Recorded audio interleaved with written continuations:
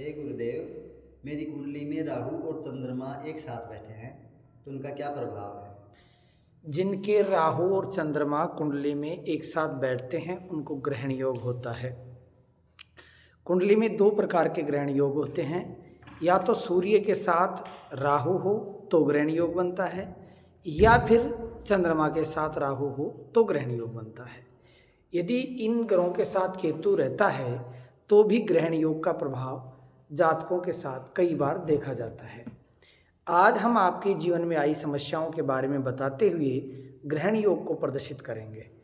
मैं पंडित कर्मकांड ज्योतिषाचार्य सज्जन Bhardwaj YouTube channel सत्य दर्पण आपको अर्पण के माध्यम से आपकी सेवा में प्रस्तुत रहता हूं। आज आपने जो प्रश्न पूछा है उसका उत्तर देने के लिए उद्धृत हूं। पहले तो ये देखा जाए कि आपका राहु चंद्रमा के साथ कौन से भाव में है। यदि ये प्रथम भाव में है तो शारीरिक मानसिक समस्याएं देगा एवं पेशाब से संबंधित समस्याएं दे सकता है। द्वितीय भाव में होगा तो बुद्ध वाणी और धन से संबंधित समस्याएं दे सकता है। तृतीय भाव में हुआ तो आपको भाइयों से, पराक्रम से, प्रतिष्ठा से संबंधित समस्याएं देगा। चौथे भाव में यदि है तो माता, भूमि, भवन, वाहन और पारिवारिक सुख में समस्याएं पैदा करता है। पंचम भाव में है तो संतान से संबंधित समस्याएं पैदा करता है, बुद्धि से संबंधित पैदा करता है और धर्म कर्म में विघ्न डालता है। छठवें भाव में है तो ये आपको रक्त से संबंधित बीमारियां देगा और रक्तजन्य बीमारियां देकर के शरीर में इन्फेक्शन बनाएगा और रोगों से संबंधित ग्रसित रखेगा। सातवें भाव में है तो पत्नी को परेशान रखेगा या पत्नी से आप परेशान रहेंगे और परेशानी शारीरिक हो सकती हैं, मानसिक हो सकती हैं और व्यवहारिक भी हो सकती हैं। अष्टम भाव में है तो ये मृत्युतुल्य संकट देता है, गुदा से संबंधित रोग दे देता है, बवासीर, फीसर आदि और अन्य खाने पीने से संबंधित समस्याएं भी दे सकता है। यदि यही नवम भाव में है तो आपके भाग्य को बर्बाद कर देगा और भाग्योदय होने में बड़ी बड़ी समस्याएं देगा। 10वें भाव में यदि है तो धंधे को स्थिर नहीं रहने देगा, पिता पुत्र के व्यवहार में समस्याएं लाएगा और 11वें भाव में है तो आपको लाभ से संबंधित समस्याएं देता रहेगा।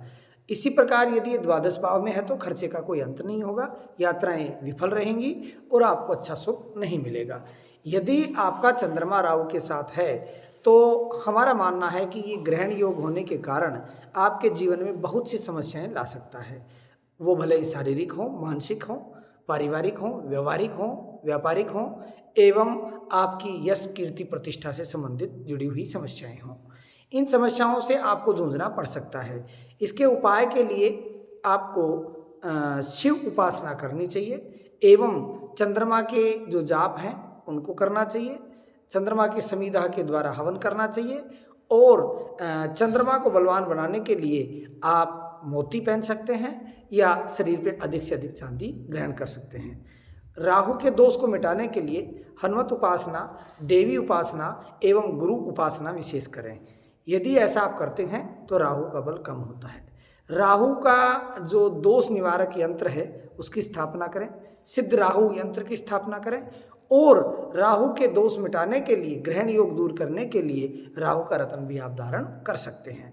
परंतु ध्यान रहे, यदि आप राहु का रत्न धारण करते हैं तो चांदी अधिक शरीर पर न पहने और यदि चांदी पहनते हैं तो राहु का रत्न न पहने। सीधा सीधा मतलब है कि ग्रहण योग जब बनता है तो आपको मानसिक परेशानियां देगा और मानसिक परेशानियां आपको पागल जैसी स्थिति पैदा कर सकता है।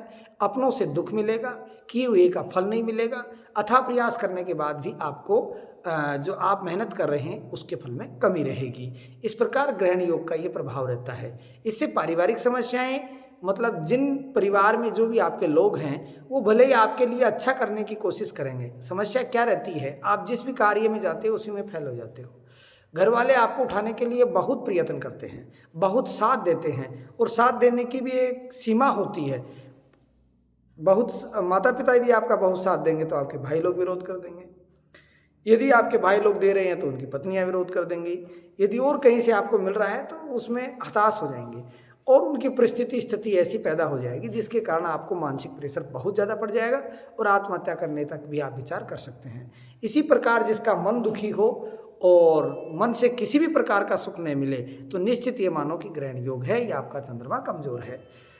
मानसिक परेशानियों को हमने दर्शाया है। अब बात करते हैं सूर्य के साथ यदि राहु आ जाता है तो क्या होता है। सूर्य आत्मा का कारक होता है और राहु जो है उपद्रव और मानसिकता का कारक होता है। यदि सूर्य के साथ राहु आता है तो आत्मा से संबंधित दुख होते हैं।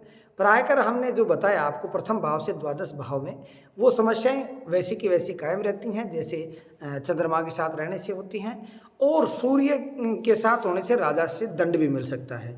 आपको राजा से दंड मिल सकता है, राजकीय बाधाएं हो सकती हैं, राजकीय कार्यों में विघ्न हो सकते हैं, राजकीय कार्यों में समस्याएं पैदा होते हुए आपको सफलता नहीं मिलेगी, और राजा से संबंधित जो भी सुख है उनसे आपको वंचित रहना पड़ेगा।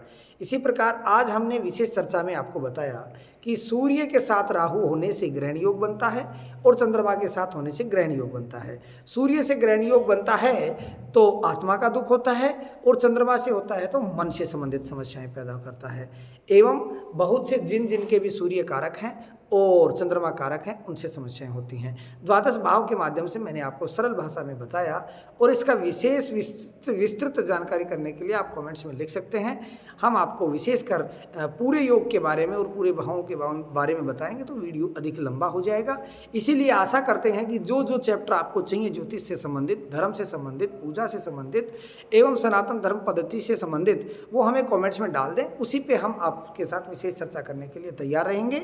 यदि आपने चैनल सब्सक्राइब नहीं किया है तो चैनल को सब्सक्राइब करें, और कमेंट्स के माध्यम से आपका प्रेम हम तक पहुंचता रहे, और हम ज्योतिष शास्त्र के अनुसार, ऋषि पद्धति के अनुसार, धर्म कर्म के अनुसार जो भी उचित होगा उसकी आपकी सपोर्ट करेंगे। जब तक दूसरे वीडियो में नहीं आए तब तक राधे श्याम, जय श्री राम।